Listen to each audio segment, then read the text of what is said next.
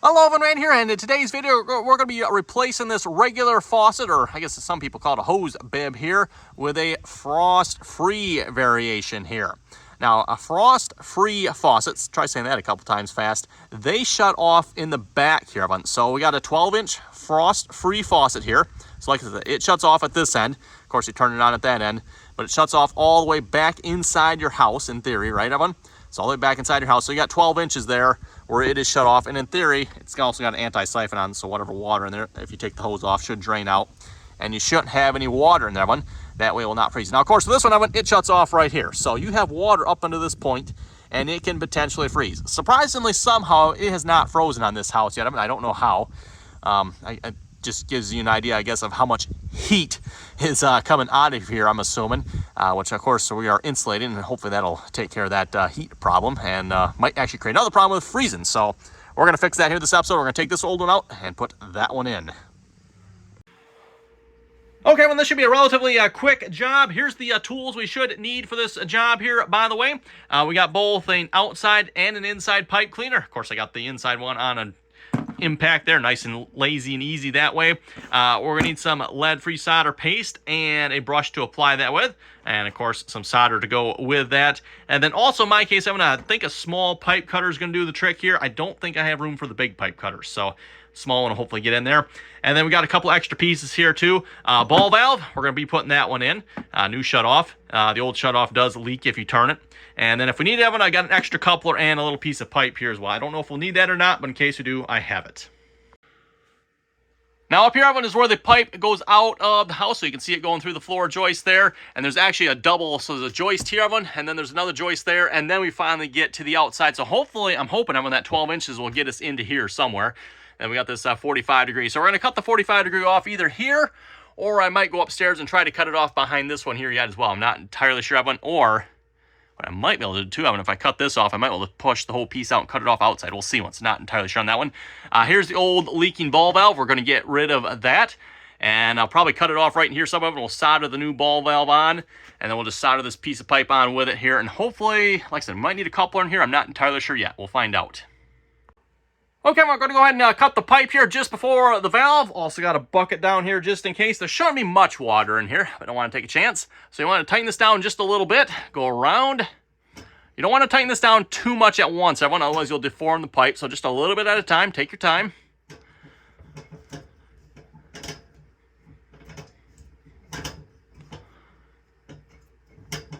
Slowly cutting our way through here. Actually, I don't know if I might not be on the roller here right with this one here. Oh, well, it seems to be cutting. We'll keep going.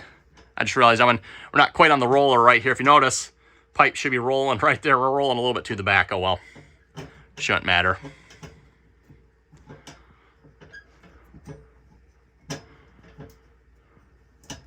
Oh, I think we're almost through. There we go, Evan. We're cut through. Yep, there's a little bit of water in there yet. Okay, quite a bit of water in there yet. I got the faucet open, plus I thought it drained most of the water out of the system, but this must be a low point here. Which actually, yeah, that makes sense now I think about it. It does drain down, doesn't it? Okay, back on the outside of it, looks like we're going to end up doing a little siding work here as well. I didn't realize it, and I should have suspected it. They must have it screwed in back behind here because this thing is solid and does not want to move. So I'm going to have to get this box out of here so we can figure out what's behind here a minute.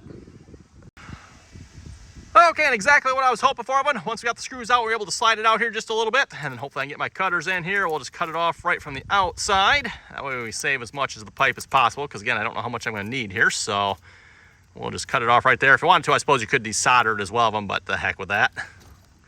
Or just going to cut it off and throw this thing away.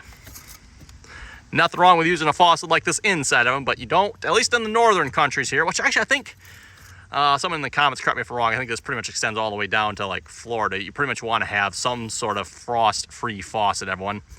I know like down south, Evan, you can have a little bit shorter lengths. Like I said here, I'm using a 12-inch, but you still want to have frost-free yet, to my knowledge.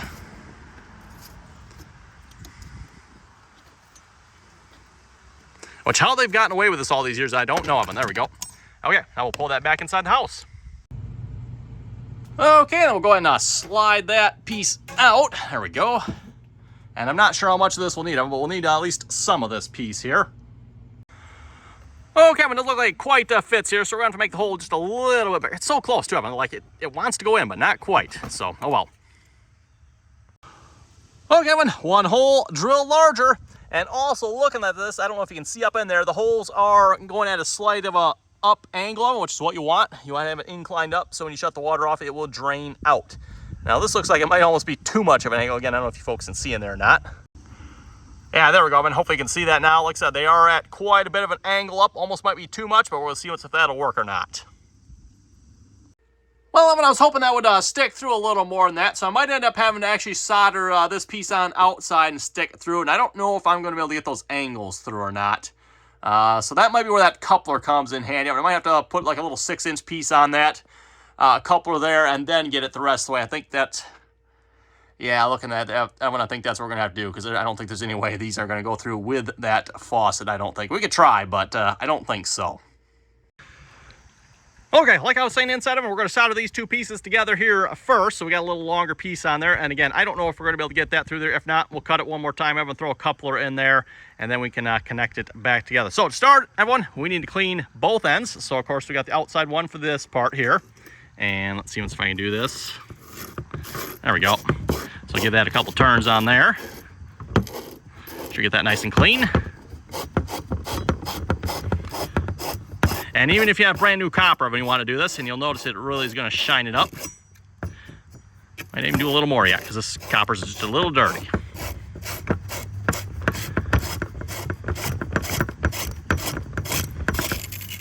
There we go, nice and clean. And then we'll do the same thing to the inside of the faucet here. Even though it's brand new oven, we're going to clean that as well. Yep, nice and shiny. Then we'll go ahead and put some flux on it here.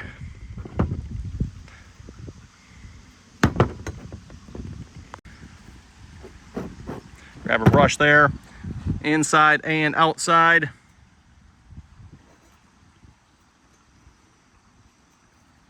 And this is what helps pull the solder into the joint. Make sure we got that good. We need a little more on this side yet. There we go, looks pretty good. This will also help when you put the pipes together. They usually slide together real nicely that way. And then some on the inside as well. Okay, next up, everyone, we're going to solder this together, and I did check my angle here, so hopefully we're in line with the end of the faucet. We're going to go ahead and heat this up here, and this is going to take a little bit of heat here because it's a little bit thicker end. And by the way, Evan, you can also do a threaded connection on here or soldered. I'm doing the soldered, of course.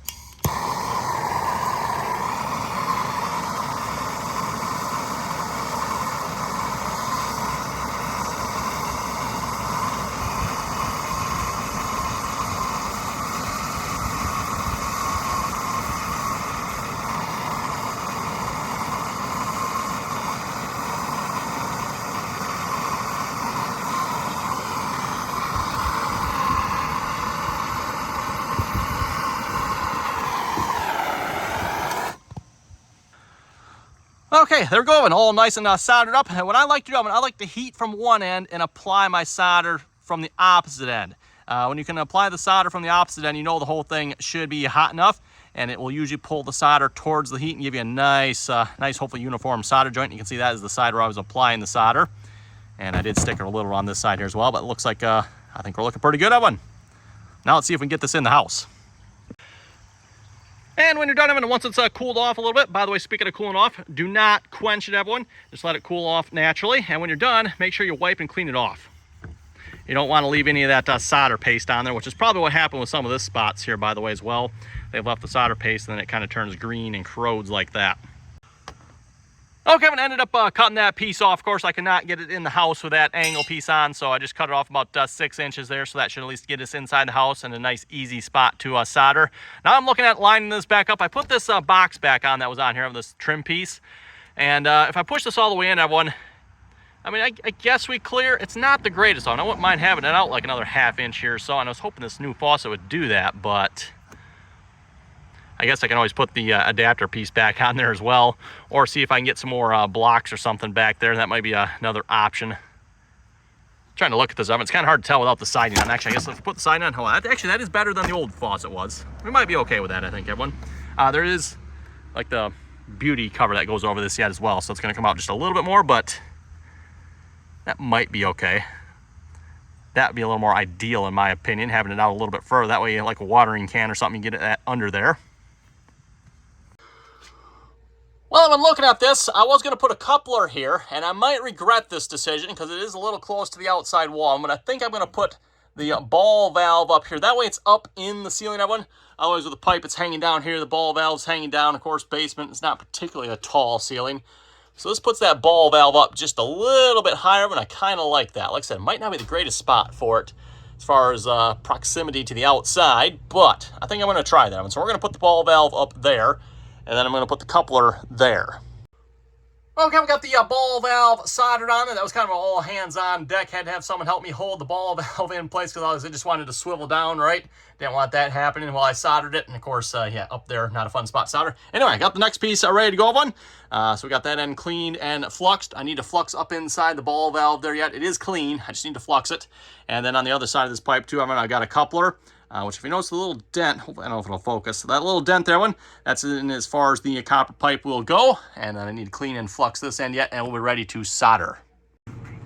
Okay, we need to solder that joint by the ball valve, and then we also need to solder that coupler in. So we'll just start with the coupler here first. And solder all of it so it doesn't splooge like last time. A lot of flux on that one. I'll wave that off a little bit. That's a little much. Put all that, oh my goodness. I don't need that much on Do you need the rag? Yeah, should be good. All right. Okay.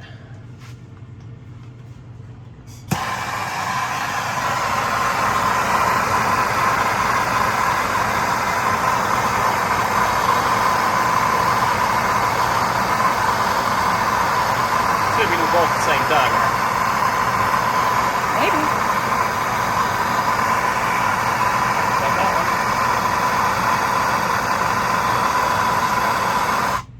That one. Okay, that one's a little messier, but oh well. And last one. Yeah, just a tad. Of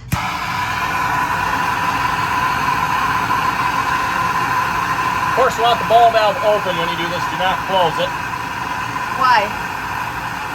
You want the heat to be able to transfer through.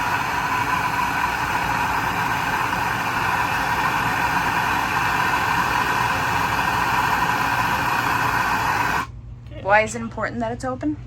You don't want to trap heat in there and overheat that ball valve. Okay. Okay, my water's on. I'm not seeing any leaks yet. I think we're looking pretty good here. Let's go out and test the faucet out. Okay, went ahead and put that piece back on because just it looked like it was too short without it. And, oh yeah, we got water. That's looking pretty good. Looking pretty good. Shut it off. There we go. Oh, and remember what I was saying to everyone about that siphon feature? That 12 inches of pipe, there's still water in there yet. That's supposed to let that water drain back out. And of course, you want to make sure you don't have your hose connected when it does that. Otherwise, it might not. It may not, but that is the purpose of that. So now there should be no water from here, 12 inches back in the wall, and in theory, shouldn't freeze, right? Now we need to put that siding back together. We'll do that here in a minute. Okay, we're putting the siding back on. That should be relatively easy. You're probably going to want one of these tools here, side swiper 2. They come in a couple different variants. And then when I take it off, I just unhook it from the nail. So if you look up underneath here, yep, there's the nail right there, one. So we'll just hook it back on that. So we'll put it up on the bottom piece here first, and then we'll, I might need both hands for this one. And then we'll get it hooked back up on that nail there. Okay, we got the bottom piece hooked back on there. Like I said, just a matter of snapping it on the nails there. Then we're going to take our side swiper tool. We're going to reach up behind there, grab the lip there, pull that down over and connect it to underneath the lip there.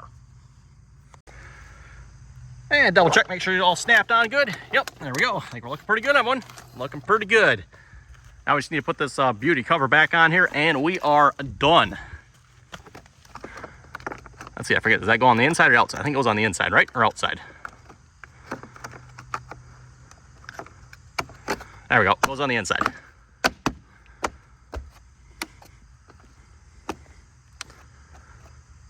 There we go, one frost-free faucet installed.